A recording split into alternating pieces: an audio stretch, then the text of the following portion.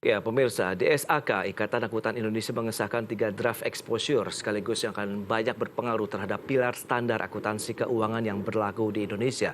Ketiga DE tersebut adalah DE Standar Akuntansi Keuangan, DE Pilar SAK, serta tata nama atau nomenklatur SAK. Sementara itu, SAK Internasional akan menjadi salah satu pilar SAK yang berlaku dan ini akan menambah 3 pilar SAK sebelumnya. DSAK IAI mengesahkan 3 draft exposure sekaligus yang akan banyak berpengaruh terhadap pilar standar akuntansi keuangan yang berlaku di Indonesia. Ketiga DI tersebut adalah DI Standar Akuntansi Keuangan, DI Pilar SAK, serta DI Tata Nama atau Nomenklatur SAK. Sementara itu, SAK Internasional akan menjadi salah satu pilar 1 SAK yang berlaku di Indonesia, menambah 3 pilar SAK sebelumnya menjadi 4 pilar SAK, yaitu SAK Internasional, SAK Indonesia, SAK Tetap, SAK IP, dan SAK EMKM, serta SAK Syariah sebagai pelengkap pilar SAK. SAK Internasional adalah pilar SAK yang merupakan adopsi penuh atau full adoption dari International Financial Reporting Standards yang diterbitkan oleh International Accounting Standards Board. Standar akuntansi keuangan internasional merupakan hasil penerjemahan IFRS dan tidak dapat dimodifikasi atau penyesuaian dari IFRS yang diterbitkan oleh IASB termasuk tanggal efektif. Standar akuntansi keuangan internasional berlaku bagi entitas dengan akuntabilitas publik yang memiliki hak untuk memilih standar akuntansi keuangan internasional sebagai dasar pelaporan keuangan berdasarkan peraturan regulator pasar modal yang berlaku. Jakarta, Tim Liputan IDX Channel.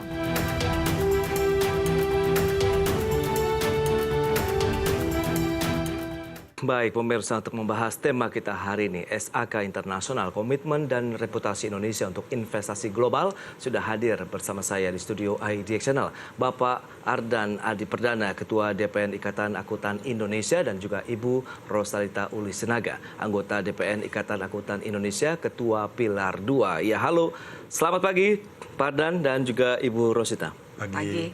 Salam sehat. Salam sehat. Salam sehat. Terima kasih juga atas waktunya. Menarik kalau kita bicara mengenai standar akuntansi keuangan begitu internasional yang akan diadopsi oleh Indonesia. Ini Pak Ardan mungkin bisa menjelaskan terlebih dahulu kepada pemirsa. Apa sih yang dimaksud dengan SAK Internasional ini, Pak Ardan? Baik, terima kasih Pak Pras. Jadi sebagaimana kita ketahui bersama bahwa International Accounting Standard Board itu mengeluarkan IFRS, ya. International Financial Reporting Standard, yang merupakan satu single set of high quality global accounting standard lah, yang menjadi acuan seluruh perusahaan untuk menyajikan laporan keuangannya. Jadi ini adalah global standard dan Indonesia sampai dengan saat ini barangkali boleh bisa dibilang baru menerapkan IFRS secara bertahap, ya, sehingga kita kenal sebagai konvergensi terhadap IFRS. Nah, dengan SAK Internasional ini profesi menyediakan diri satu standar yang betul-betul full adoption sebagaimana tadi disampaikan. Jadi betul-betul word by word kita mengadopsi IFRS sehingga nanti perusahaan-perusahaan yang akan mengadopsi SAK Internasional ini betul-betul akan menerapkan standar IFRS secara penuh, ya, tidak lagi parsial atau seperti apa, tapi betul-betul penuh full adoption of IFRS. Barangkali demikian. Baik, Ibu Rosita juga mungkin bisa menjelaskan gitu, apa yang membedakan lantas kalau kita bicara mengenai SAK Internasional dengan SAK yang selama ini ya diterapkan oleh perusahaan-perusahaan di Indonesia. Baik, terima kasih Pak. Jadi selama ini sebenarnya Indonesia telah melakukan proses konvergensi sejak tahun 2012 Pak. Jadi kita telah melakukan proses itu secara bertahap dan PSAK kita itu sudah, kalau boleh dibilang ya, almost sebenarnya hampir sama dengan IFRS, ya. Tetapi yang namanya almost hampir sama itu pasti nggak sama ya Pak ya, benar ya Pak ya. Ada beberapa hal yang berbeda. Yang pertama adalah tanggal efektif. Jadi tanggal efektif dari IFRS jelas berbeda karena kita mengadopsinya kan bertahap.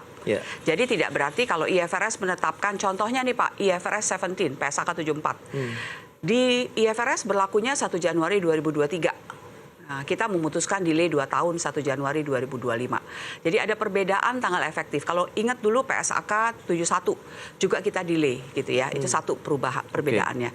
Yang kedua, ada beberapa standar yang tidak kita adopsi karena tidak relevan.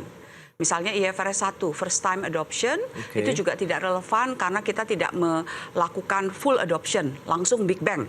Kita gradual. Nah, tetapi juga ada standar-standar yang di IFRS tidak ada, tapi buat kita itu relevan. Contohnya PSAK 38, kombinasi bisnis entitas pengendali. Nah, juga kita juga punya yang namanya PSAK syariah. Ya, yang mungkin tidak ada di IFRS. Nah, perbedaan itu yang membuat kita tidak bisa dibilang full adoption IFRS, Pak. Nah, untuk kita bisa dikatakan full adoption, tentu kita membutuhkan satu pilar baru yang namanya SAK internasional. Itu kira-kira, Pak. Jadi ini adalah tujuannya supaya kita benar-benar bisa direcognize sebagai negara yang benar-benar mengizinkan perusahaan untuk menggunakan full IFRS adoption. Misalnya perusahaan sudah menerapkan SAK internasional, apakah ini dengan artian secara otomatis juga laporan keuangannya diakui di dunia internasional? Betul. Jadi artinya sebenarnya kalau dulu dia menggunakan versi IFRS, sekarang bedanya adalah dia bisa direcognize secara lokal regulator dan juga secara internasional, begitu. Jadi dia tidak perlu membuat dua set financial statement untuk kebutuhan lokal dan kebutuhan internasional. Gitu, Pak. Nah, Pak, dan lantas entitas siapa saja nih yang bisa menggunakan SAK internasional ini? Ya, nanti pada saatnya barangkali tentunya peraturan regulator lah, peraturan regulator pasar modal yang akan menetapkannya. Kami sebagai profesi menyiapkan produknya saja gitu. Nanti ditetapkan oleh otoritas pasar modal siapa-siapa yang akan diwajibkan untuk mengadopsi atau comply terhadap SAK internasional. Berarti sekarang sudah ready nih kalau kita bicara mengenai produk, kemudian aturan-aturan dan lain-lainnya terkait dengan SAK internasional. Kita sebagai profesi sudah siap ya dengan produknya. SAK internasional, produk dari DSAK sebetulnya, Dewan Standar Akuntansi Keuangan IAI, yang nanti tentunya kami menyediakan diri lah dengan OJK barangkali dalam hal ini apabila ini diadopsi sebagai aturan. Nah, pada saat penggunaannya sendiri, Bu Rosalita, mungkin bisa dijelaskan juga apakah memang untuk perusahaan-perusahaan tercatat saja kah, atau perusahaan yang non TBK juga boleh, atau bagaimana sebenarnya penerapannya begitu? Iya, sebenarnya pada dasarnya ya kalau kita bicara umumnya, karena ini kan International Financial Reporting Standard full adoption, ya kan? Maka tentunya kalau dibilang lebih berat atau lebih ringan dibandingkan SAK Indonesia, tentunya kita harus katakan lebih berat. Kenapa? Tadi saya katakan tanggal efektif. Once satu perusahaan mengatakan dia akan mengadopsi ini, maka dia harus patuh betul dengan semua ketentuan IFRS. Word by word. Artinya dia nggak bisa bilang misalnya satu ketika ada standar satu baru yang dikeluarkan oleh IFRS, dia bilang saya minta tunda dong gitu ya. Nggak bisa. Jadi ini komitmennya benar-benar komitmen yang sangat berat.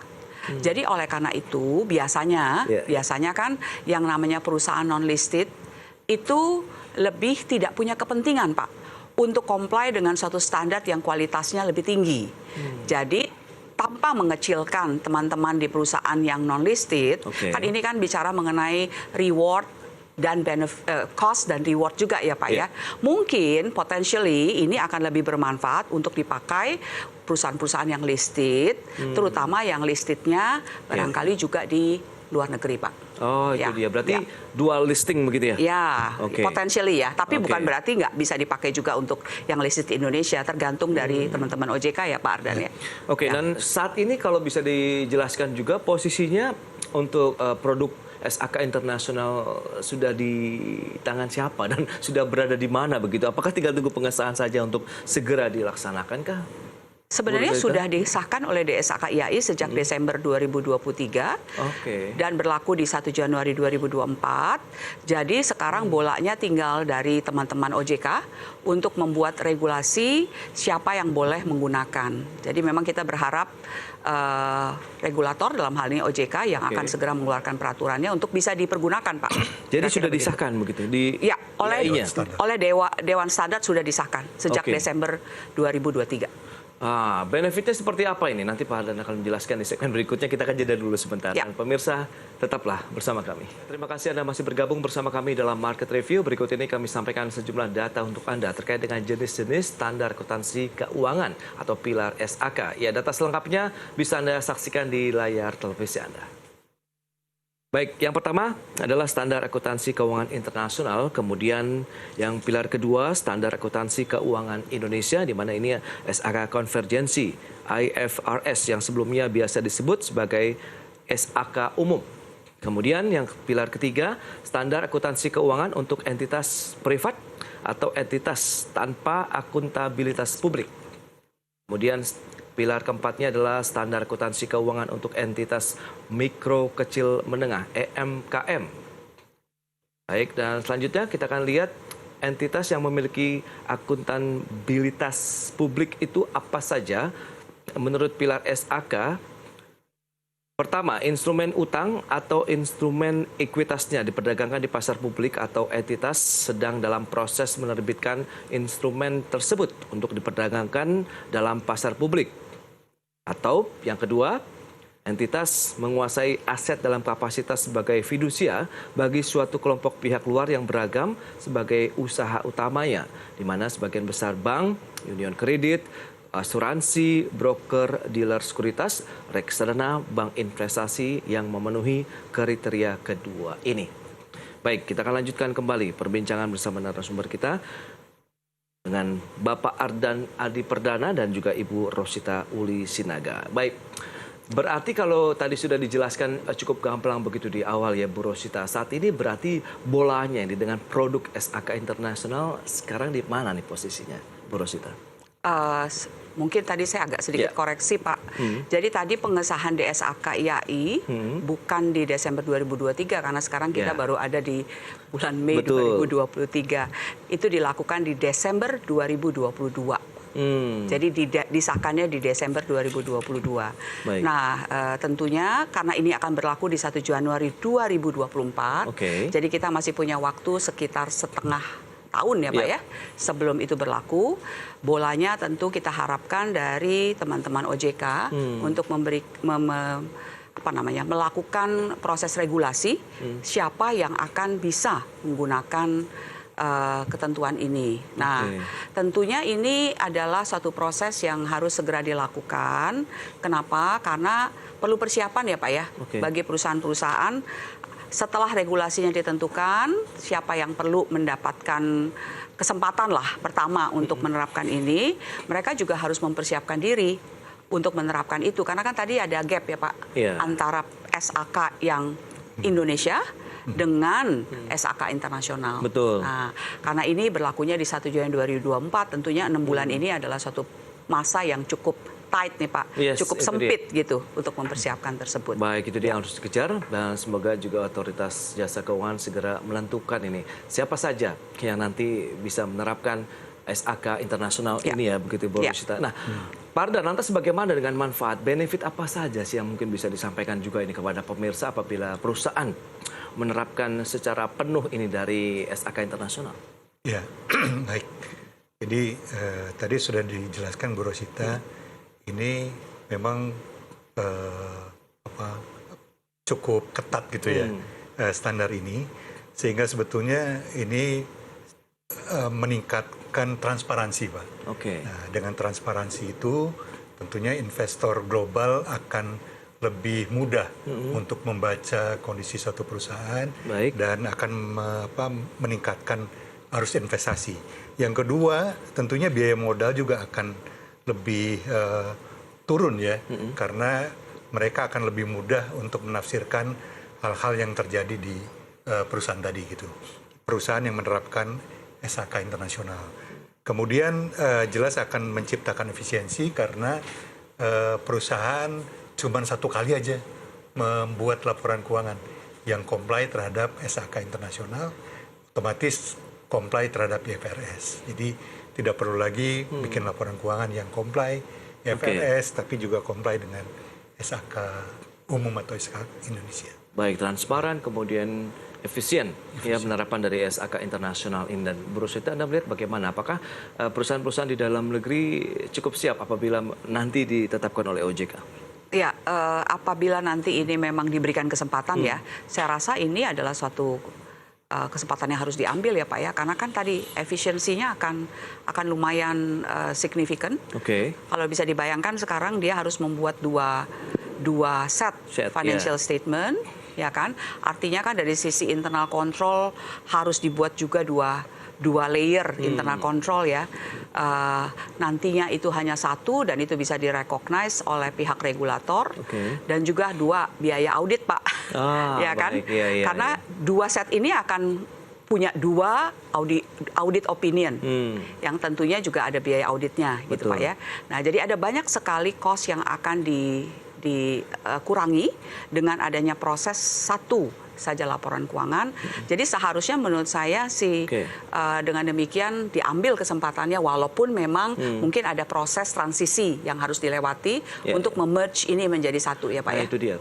Dari sisi kesulitan, kemudian waktu yang ketat seperti Anda katakan tadi, berapa lama waktu yang dibutuhkan untuk menyesuaikan laporan keuangan ini misalnya mengadopsi SAK internasional? Ya, karena sebenarnya pada dasarnya mereka tadi udah bikin 2 set ya Pak. Sudah bikin berdasarkan SAK Indonesia, sudah bikin berdasarkan SAK internasional.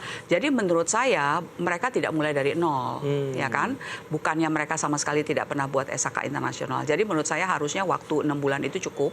Oleh karena itu memang ini tinggal bagaimana OJK segera mengeluarkan siapa yang benar-benar bisa dapat kesempatan pertama barangkali Pak. Dia. Tinggal nunggu gongnya saja berarti dari Otoritas Jasa Keuangan. Lantas bagaimana manfaatnya untuk Indonesia nih di dalam ekonomi ataupun ekosistem ekonomi internasional begitu. Kita bahas nanti di segmen berikutnya, kita akan jeda kembali sebentar.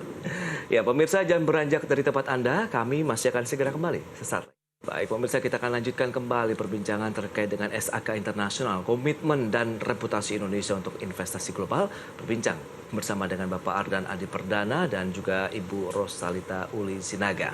Baik, Pak Ardan, mungkin bisa dijelaskan kalau tadi dari sisi perusahaan sudah disampaikan secara gamblang juga banyak sekali benefitnya, transparansi, kemudian efisiensi, dan lain-lain. Nah, ini untuk Indonesia, citra Indonesia di mata internasional dari sisi ekosistem ekonomi global begitu ya Pak Ardan, bagaimana? Ya, tentunya dengan adanya SAK internasional ini akan meningkatkan rating Indonesia ya, sebagai negara yang sudah mempersiapkan diri untuk mengadopsi penuh IFRS ya. Itu yang pertama. Yang kedua, tentunya ini akan meningkatkan reputasi kita sebagai negara. Ya, apalagi kita anggota G20 ya. Ya, tentunya ini akan menambah nilai reputasi kita di mata global. Dan kemudian juga sekaligus meningkatkan legitimasi atas laporan keuangan yang diterbitkan oleh perusahaan-perusahaan kita di mata global. Ya, ini tentunya akan memudahkan kita mendapatkan investor global masuk ke Indonesia. Barangkali itu sih. Berarti bisa dikatakan ini membuat nanti reputasi dan Indonesia naik kelas lah ya kalau kita lihat dengan kondisi ini, Bu Rosita. Anda melihat apakah ini menjadi salah satu yang harus dikejar? Mengingat ini akan menjadi momentum juga di segala lini bahwa Indonesia harus maju nih, termasuk juga terkait dengan standar akuntansi keuangan kita. Betul Pak. Jadi ini penting sekali sebenarnya. Kenapa Ikatan Akuntan Indonesia betul-betul menggagas ini? Sebenarnya kalau kita lihat dari konvergensi, kita sebenarnya perbedaannya tidak terlalu signifikan. Tetapi ternyata dari sudut pandang rating kita dalam hal konvergensi, kita masih dianggap lebih belakang ya dibandingkan Singapura dan Malaysia misalnya. Dan sebabnya itu karena memang kita belum full adoption, ya kan? Padahal kita adalah G20, apalagi tahun lalu kita adalah presidensi. Jadi oleh karena itu ini adalah momentum yang sangat penting untuk memberikan satu persepsi bahwa kita adalah juga mempunyai komitmen ya yang setara dengan negara-negara G20 lainnya, Oke. yaitu promote atau mensupport one set high quality global standard, yaitu adalah IFRS. Dengan kita menerbitkan SAK internasional yang word by word adopt IFRS dan kemudian nanti OJK memberikan kesempatan perusahaan untuk menggunakan itu, berarti kita akan naik ranking, Pak. Dari Oke. yang tadi cuma IFRS convergent menjadi permit perusahaan untuk menggunakan full IFRS. Itu akan Oke. membuat kita di mata internasional menjadi naik kelas. Oke. Dan kita akan mungkin bisa disamakan dengan negara-negara G20 lainnya. Itu harapan kita. Makanya ini adalah strategic move bagi Indonesia. Lantas dukungan apa saja yang sudah disiapkan teman-teman IAI ini untuk perusahaan-perusahaan yang akan menerapkan SAK internasional? Ya, Kita. tentunya once kita merilis sesuatu, biasanya kita akan mensupport. Ini sama saja dengan produk-produk lainnya. Kita Oke. punya tim implementasi, di mana apabila memang dibutuhkan, kita bersedia untuk melakukan sosialisasi, Pak, training Oke, misalnya gitu gitu ya, melalui sosial media atau barangkali juga melalui media-media lainnya. Kemudian biasanya kita juga ada focus group discussion kalau ada isu-isu Oke. dalam berbagai media dan berbagai communication platform, Pak. Jadi itu adalah salah satu, dan biasanya juga komunikasi dengan regulator secara intensif. Oke, Ya. dan kalau kita lihat dengan standar akuntansi keuangan ini kan tidak hanya untuk perusahaan-perusahaan besar, tapi perusahaan-perusahaan UMKM juga termasuk di dalamnya ini, Pak Ardan. Lantas bagaimana dukungan IAI juga nih terhadap teman-teman UMKM yang sedang maju juga ini saat ini, kan kita lihat bagaimana dukungan pemerintah supaya naik kelas, apakah juga didukung dengan SAK-nya pada saat ini? Ya, kita punya SAK khusus ya, Iya. entitas UMKM ini. Iya. Dan sama seperti yang disampaikan Bu Rosita tadi, untuk mereka pun kita menyiapkan satgas, mengadakan training-training, sosialisasi, dan kelas-kelas untuk membuat mereka tergerak untuk juga menerapkan SAK MKM ini. Karena ini penting pada saat mereka katakanlah apply untuk kredit line misalnya ke perbankan. Karena perbankan akan lebih mudah memahami laporan keuangan UMKM apabila sudah comply kepada SAK MKM ini. Itu antara lain manfaatnya buat mereka, dan kita sebagai Baik. profesi support untuk ke arah sana. Oke, terakhir harapannya Bu Rosita terkait dengan SAK internasional ini, apakah bisa segera mungkin digongkar juga oleh otoritas jasa keuangan ini? Silakan. Ya, tentunya harapan kami Ikatan Akuntan Indonesia telah selesai dalam hal ini di SAK IAI telah selesai untuk mengesahkan SAK internasional pada Desember 2022 dan akan berlaku di 1 Januari 2024. Itu adalah sumbangsih yang telah kita janjikan selama ini dalam rangka untuk memberikan kesempatan kita sebagai negara G20 untuk bisa masuk dalam posisi full adoption. Tentunya sekarang bolanya ada di teman-teman regulator, dalam hal ini OJK. Kita sangat berharap bahwa ini akan segera dilakukan regulasinya, sehingga harapan kita di 1 Januari 2024 betul-betul bisa terlaksana. Kita akan bisa direcognize sebagai suatu negara yang sudah memberikan permission ya untuk bisa menerapkan full IFRS sebagai suatu negara yang naik kelas gitu, Iya, Pak. Mungkin itu harapan kita ya, benar-benar bisa tercapai. Oke, Makasih, Pak Ardan, optimisme Anda bagaimana untuk SAK Tentu internasional? optimis karena dengan penerapan ini kemudian kita sebagai negara juga menjadi comparable ya, perusahaan-perusahaannya yang menyajikan laporan keuangan, sehingga pada saatnya investor global lebih mudah memahami dan siap untuk investasi di Indonesia. Baik, itu dia SAK internasional yang membuat Indonesia nanti akan naik kelas di mata internasional. Terima kasih banyak Pak Ardan, Ibu Rosita atas waktu dan insight menarik yang diberikan tentunya kepada pemirsa pada hari ini. Selamat melanjutkan aktivitas Anda kembali dan salam sehat. Salam sehat. Baik pemirsa, Terima jangan kasih. beranjak dari tempat Anda karena sesaat lagi kami masih akan kembali dengan tema menarik lainnya terkait dengan Annual Report Award 2022 dan Market Review segera kembali.